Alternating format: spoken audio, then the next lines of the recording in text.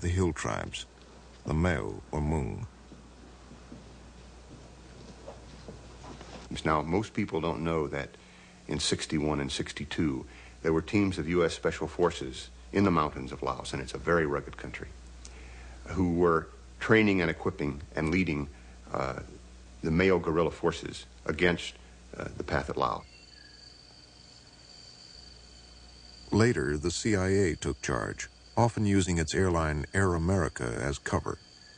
I was working for an airline the whole time I was there, basically. That was my cover. Thin though it was, everybody knew exactly what I was doing, but then no one ever saw me, so it didn't really make a whole lot of difference. But that if I were killed, my identification was as an airline employee.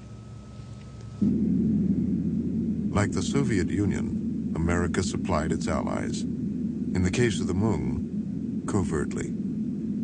Now, it obviously wouldn't have done to publicize in the Washington Post, for example, that we had just lost 3 aircraft in Laos because of enemy ground fire, because we weren't supposed to be there in the first place. So the general subterfuge was that any incident was called aircraft malfunctioning or inclement weather. And so the families of the survivors of these people at home would simply be told that unfortunately your husband or your son was killed in a crash in the mountains in Laos. In 1961, Laos was the major Southeast Asia crisis. But nobody wanted to fight, least of all the big powers. At an international conference in 1962, they patched together another neutralist government, giving the pro-communist Pathet Lao more prominence. But despite early optimism, Laos was still divided, and as the war in neighboring Vietnam escalated, the fragile coalition fell apart.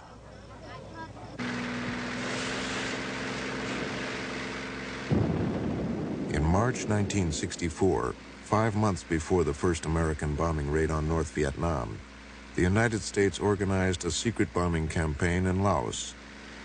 Using unmarked planes, they mainly attacked the Ho Chi Minh Trail, the increasingly important communist supply route from North to South Vietnam. The air war intensified, hitting Laotian villages and driving 1 million peasants from their homes. For 8 years, Laos was the most bombed country in the world.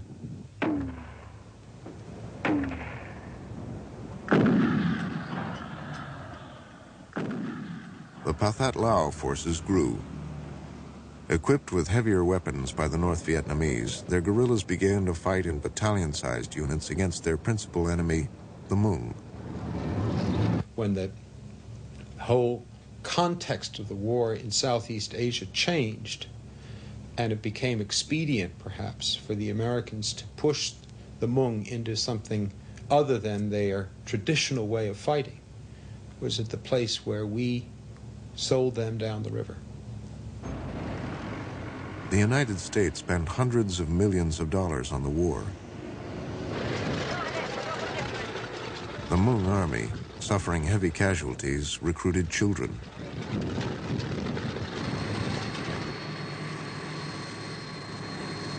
What sort of gun is that he's carrying? M60.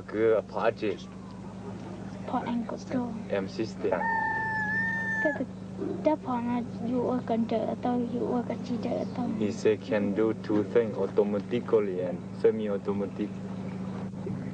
How old is he? 10 years old.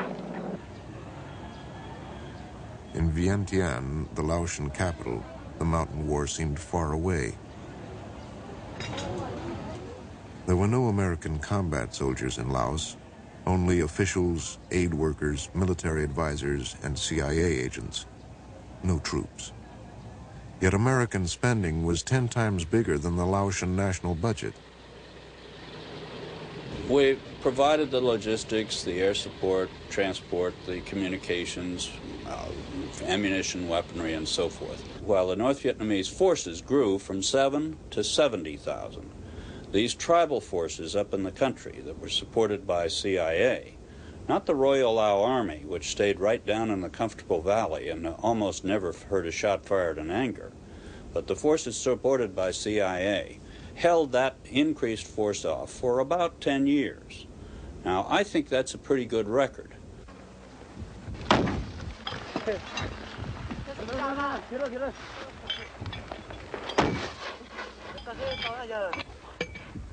Ammunition was plentiful, but the Hmong were running out of soldiers. The United States covertly imported and paid for 8,000 Thais to fight in Laos.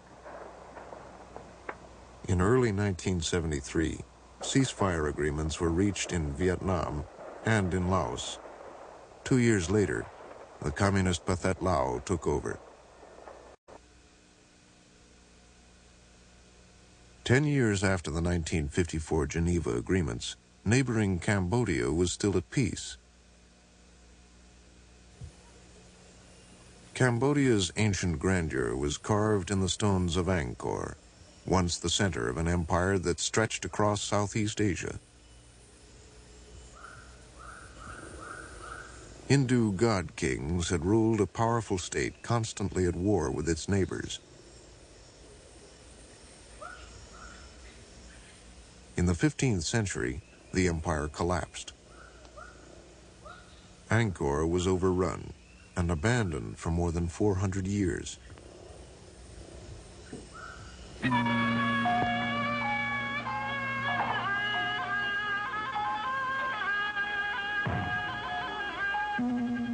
In 1960, the last king of Cambodia was cremated. His son, Prince Norodom Sihanouk.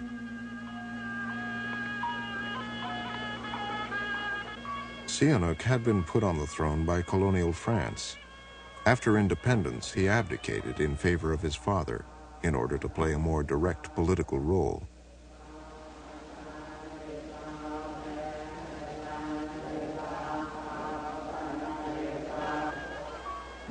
Sihanouk remained chief of state and skillfully maneuvered to preserve his nation's neutrality.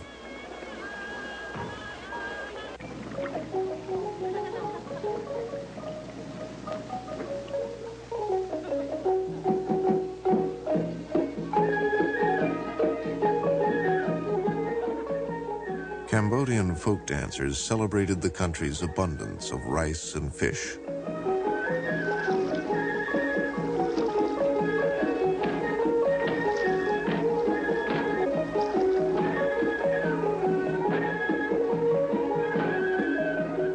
Nearly 90% of all peasants owned their land.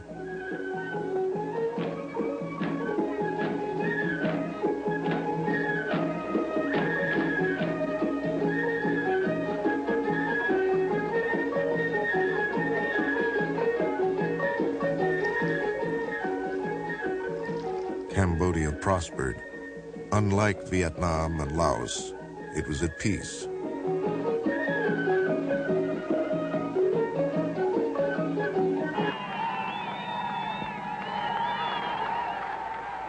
To Cambodia's peasants, Sihanouk was almost divine.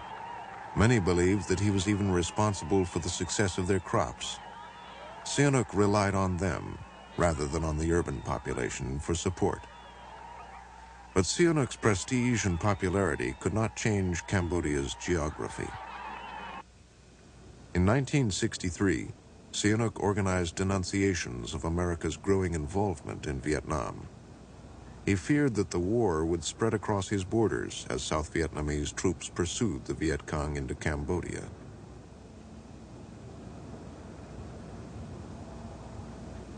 He was willing to befriend any country or leader that he thought might assure Cambodia's survival. He formed a close relationship with China's Mao Zedong.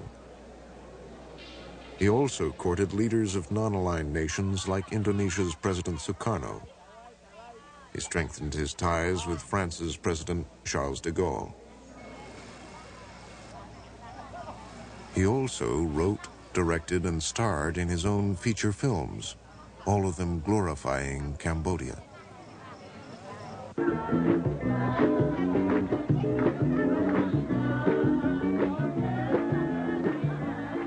In 1966, Cambodia continued its carefree festivities despite growing dangers within the country and along its borders.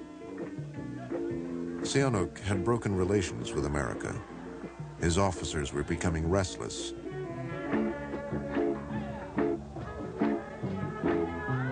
Sihanouk was also beginning to face trouble in the countryside, where small groups of Cambodian communists, the Khmer Rouge, were recruiting some discontented peasants.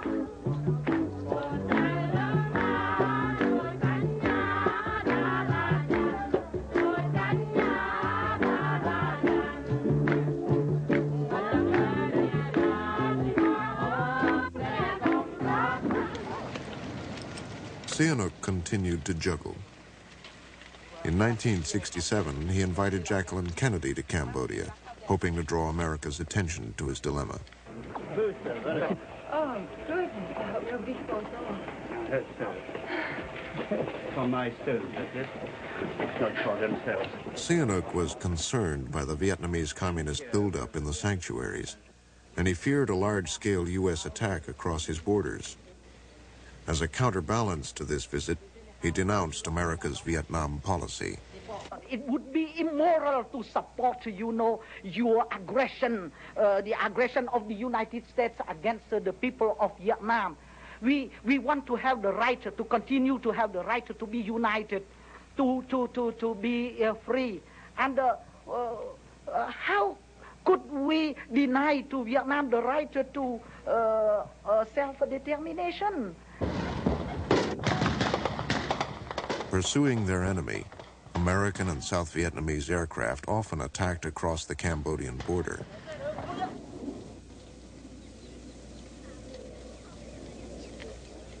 Sihanouk criticized Secretary of State Dean Rusk, who was then trying to repair relations.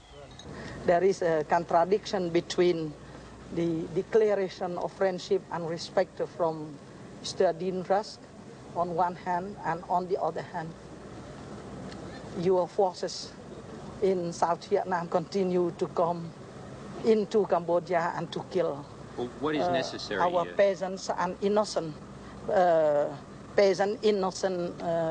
civilian servants. In 1969, newly elected President Nixon launched secret B-52 bombing raids over Cambodia against North Vietnamese and Viet Cong sanctuaries, driving them further into the country. Nixon neither informed Sihanouk nor sought his approval for this escalation. We had many indirect evidences of Sihanouk's acquiescence in the bombing. Repeatedly, when he was asked at press conferences, he would say that, of course, he did not approve attacks on Cambodian territory, but he did not know what was going on in territory occupied by what he called the Viet Minh, which was the earlier name for the North Vietnamese sponsored guerrilla activity.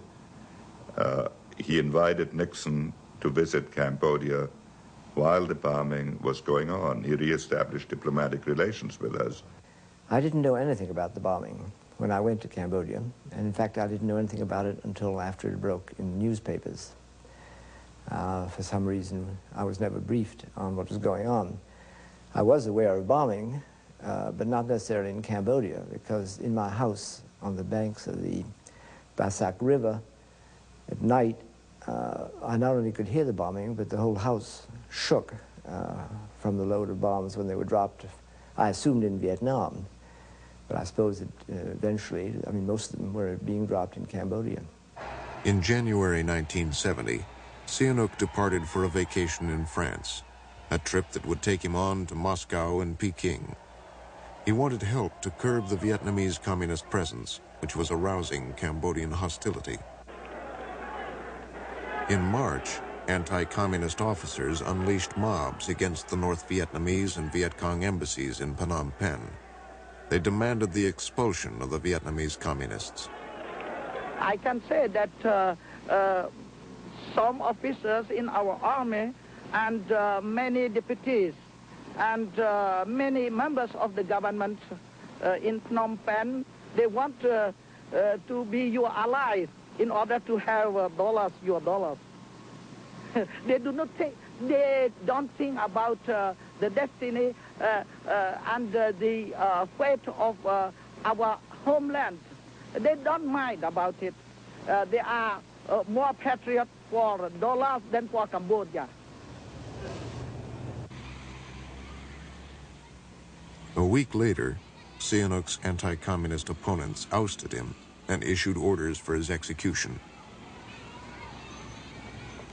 Sihanouk's former prime minister, General Lon Nol, led the new government, which promptly received secret American military aid.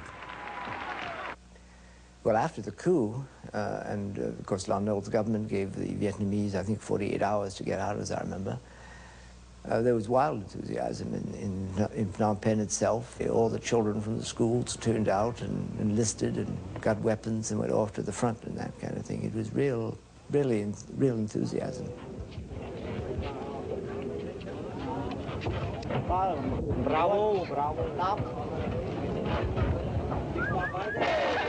Within 3 weeks, the Cambodian army gained 60,000 recruits. They were convinced that U.S. aid would quickly help them drive the Vietnamese communists out of Cambodia. Sihanouk, now in China, sided with the Khmer Rouge, his former opponents. He became chief of state of a government in exile. Norodom Sihanouk appealed from Peking over the radio. Brothers and sisters, he said, go to the jungles and join the guerrillas. Back in that period, none of us even knew who the guerrillas were. I didn't know who the guerrillas were. I didn't know.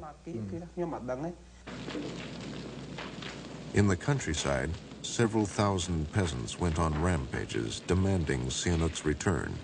In the town of Kampong Cham, a mob killed 2 members of parliament. I saw the livers of the 2 politicians being carried past my church. Then a little while later, around 4 or 5 in the afternoon, the livers of the 2 men were skewered and grilled in the marketplace of Kampong Cham. Through examples like this, one can understand a little the brutality of the Khmers, who are a race of warriors, and that should not be forgotten. The next day, Lon Nol's troops shot and killed nearly 100 unarmed peasants. Many Cambodians still displayed Sihanouk's portrait and continued to protest in his favor. The Lon Nol regime whipped up hatred against the Vietnamese. The victims were not the Vietnamese communists in the border sanctuaries. The victims were Vietnamese villagers and merchants whose families had lived in Cambodia for generations.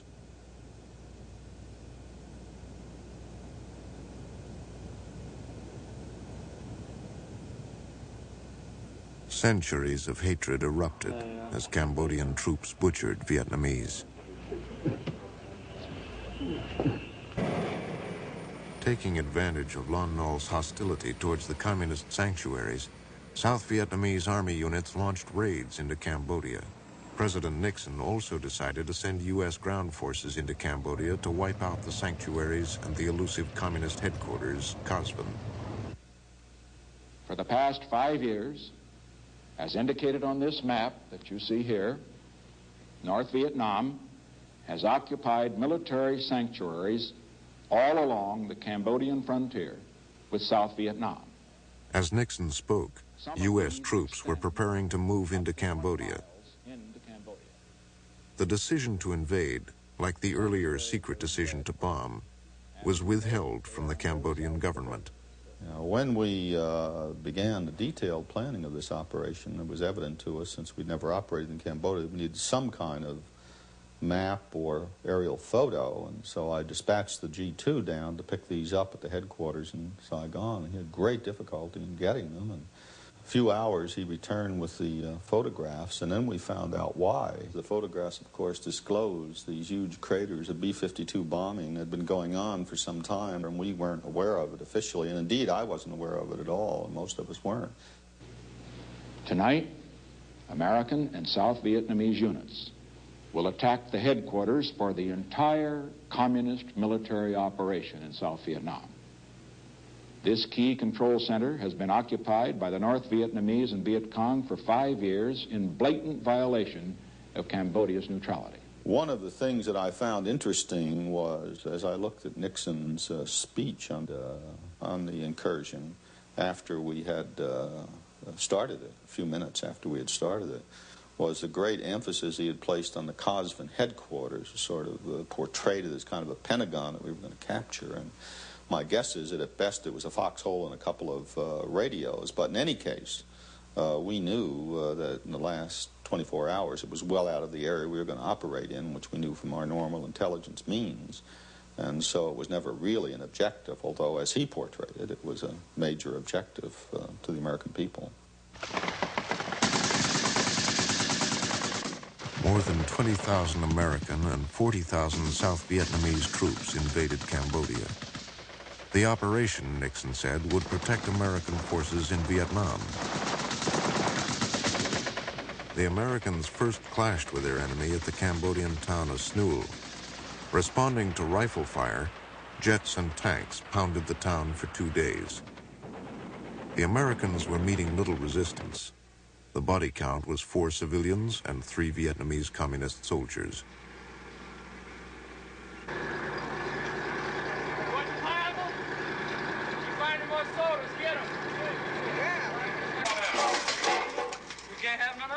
Hey man, I need some batteries for this fucker. Well, you better get some. My soldiers haven't been looting. They have strict instructions not to. We, of course, destroy or evacuate any war material, anything that's obviously identifiable as war material, or associated with the NVA. As far as civilian property is concerned, our instructions to them and what we've been doing is just leaving it in place, hoping the civilians will come back in and recover it. A U.S. spokesman said that the tons of captured enemy equipment had reduced the pressure on American troops in Vietnam. We did destroy a good number of supplies. And so I think, in that very narrow sense, that the operation was probably a success. But of course, one must weigh that versus what happened later in Cambodia and what the impact was politically at home. And it turns out to be a rather small part of the equation, sort of technical.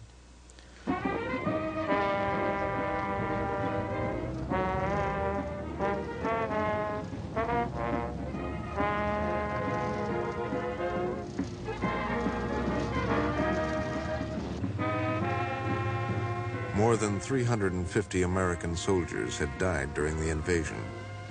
Within 60 days, as promised, the American forces pulled out of Cambodia. Nixon called the operation the most successful of the war.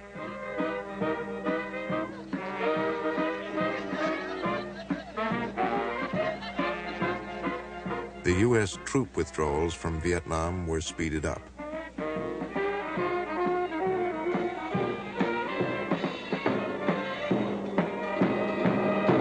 Whether Nixon and his associates, like myself, were right in ordering the incursions into Cambodia can be discussed forever. But once they had taken place, the only way out was to prevent the Khmer Rouge from taking over the country.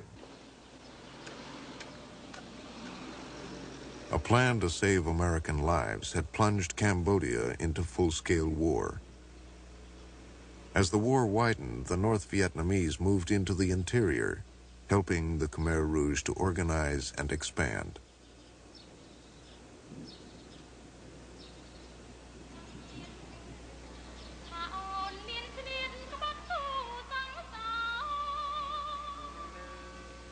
Cambodia was now a battlefield.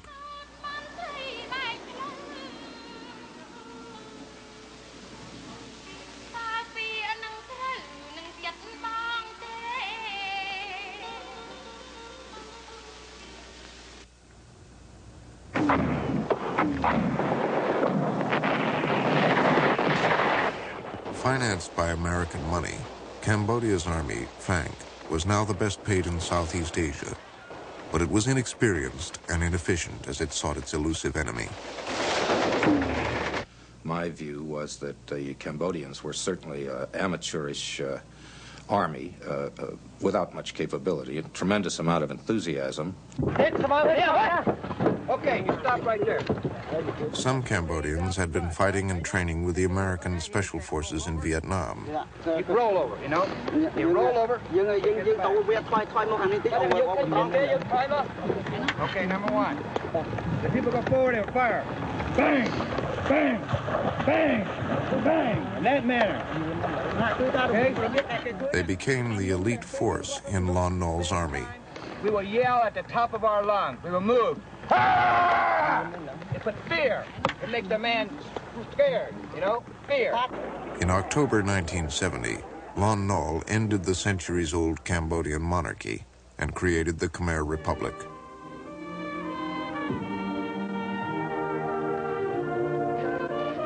The early optimism had crumbled and the economy was in a shambles. But the army, with U.S. aid, had grown fourfold to 100,000 men.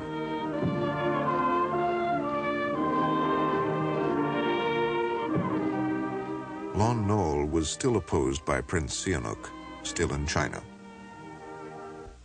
We can only fight and fight till, you know, the Americans accept to withdraw from our country. And I am optimistic so far as the defeat of the Americans is concerned. It will be inevitable.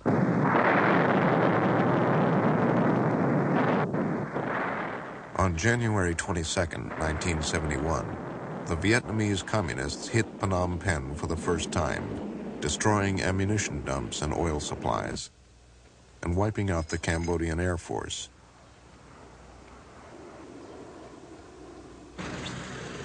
Within days, help arrived. 20 American soldiers flew in from Vietnam, carrying guns but wearing civilian clothes.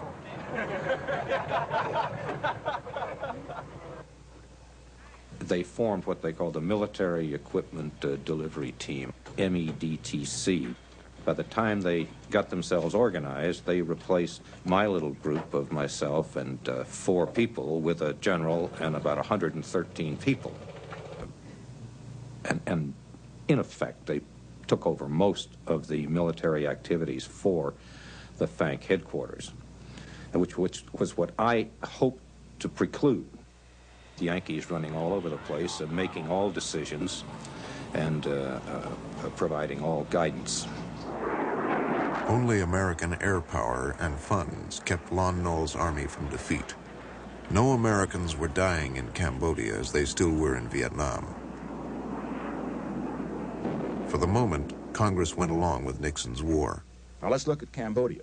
We've made a conscious decision not to send American troops in.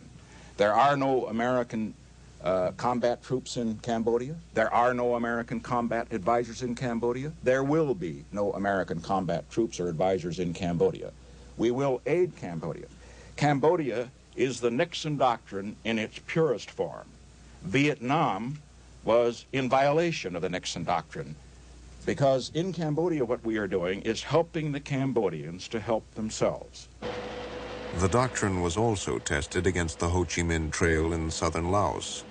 In early 1971, South Vietnamese forces, using American equipment, moved against the communist supply routes.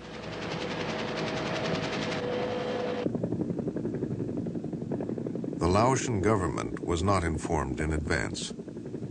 The Prime Minister said to me, "I don't know anything about this either. I only just learned about the operation from the American ambassador." I answered, "This is quite serious." He replied, "Yes, quite serious. Military operations are being conducted in our country. It is very serious. But what can we do? They have taken the decision. All we can do is lodge a protest. That is all."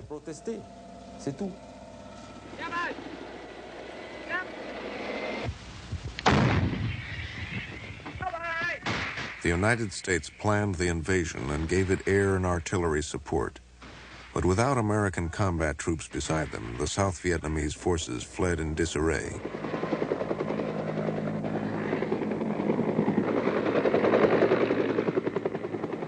They took 3,000 casualties in the first week alone.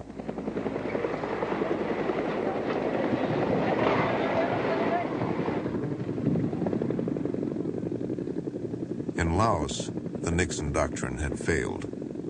But in Cambodia, it was still intact. As American aid poured in, corrupt Cambodian officers invented phantom soldiers. A quarter of Cambodia's army existed only as names on pay slips, endangering the lives of those who fought on in understrength units. In 1973, after 3 years' exile in China, Sihanouk went into the Khmer Rouge zone of Cambodia. Samdech Norodom Sihanouk embraces Khieu Samphan, Vice Prime Minister of the Royal Government of National Union of Cambodia and Commander-in-Chief of the People's National Liberation Armed Forces. The enemy say that Mr. Khieu Samphan has been dead for several years. But here you can see him chatting cordially with Samdech Sihanouk.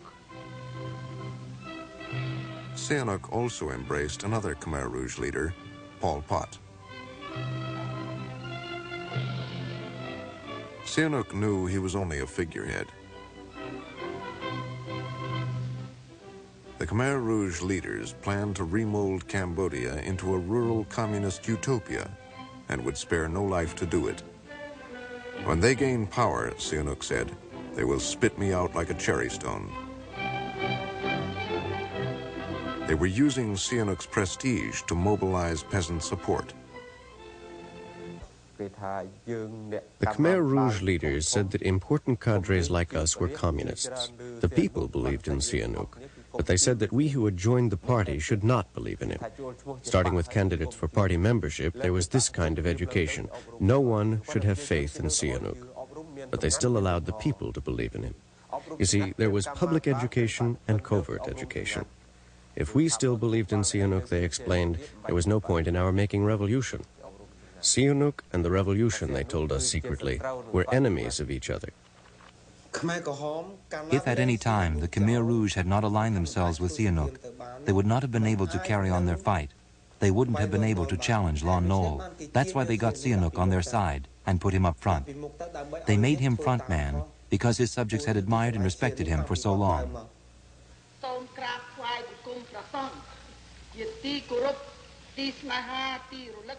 In less than 3 years, the Khmer Rouge forces had grown from 3,000 to 60,000.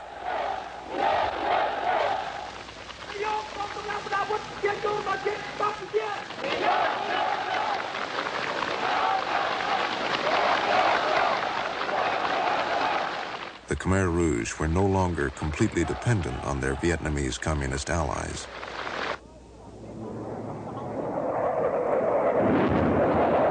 America stepped up the bombing. During 6 months of 1973, more than 250,000 tons were dropped on Cambodia.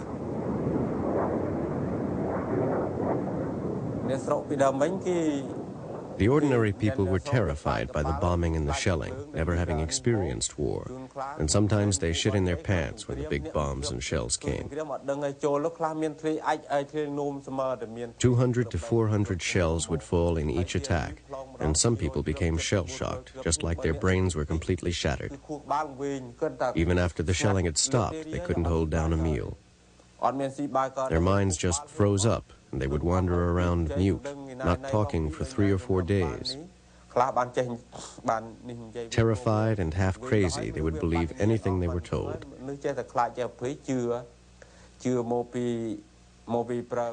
And because there was so much shelling, they believed whatever the Khmer Rouge told them. The fear was pervasive. Everybody was scared. But the real Reds weren't dying. They weren't being hit. The Khmer Rouge, who were doing the fighting, had dug bomb shelters.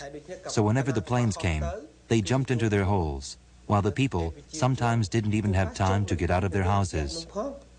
The Khmer Rouge would say that the purpose of the bombing was to completely destroy the country, not simply just to win the war, but to annihilate the population, and that it was only because we were taking cover, moving around to avoid the bombing, that some of us were surviving. So they used the bombing, the bomb craters and the bomb shrapnel, to educate the people politically, to make the people hate and be enraged at the Americans. Okay, we'd like to go ahead and get that same target again. It looks like it still might be lucrative. We can see some stuff down there. And if it's okay with you, we'll just go ahead and put this set of air in on that target and see if we can put the next one on the first target, okay? Okay, the Mike 01 Hotel 1 Street. Yes, the Charlie Mike 01. Will you put the sun bomb over there, sir? And move to the number 1 target, please. Despite congressional restrictions, the U.S. Embassy in Phnom Penh coordinated bombing targets. The extent of Nixon's secret bombing was not uncovered by Congress until July 1973, 4 years after it had started.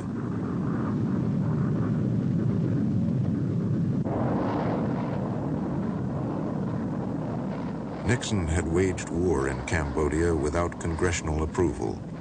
It prompted angry congressional reaction and led to the first call for Nixon's impeachment. No, the president doesn't have the right to bomb a neutral country. The question is, does the president have the right to react against concentrations of enemy troops that have already occupied neutral territory, have established themselves there for 3 years, and have expelled the local population and are killing Americans from that territory? All the opinions we received was that this was a clear exercise of the right of war.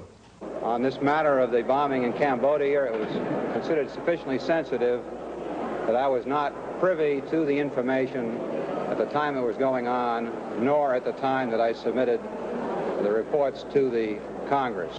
I'm sure, Mr. Chairman, you will agree, and I think the American people will agree, that we should take whatever action is necessary in order to protect the lives of the American people. And that's what this operation was all about, and it was very effective. Why didn't you tell us about it and justify? Why do we have to rely on false information? Why does the Secretary of the Air Force have to come before this committee and say he deeply regrets and he's ashamed of the fact that he didn't give us accurate information because he himself was misinformed?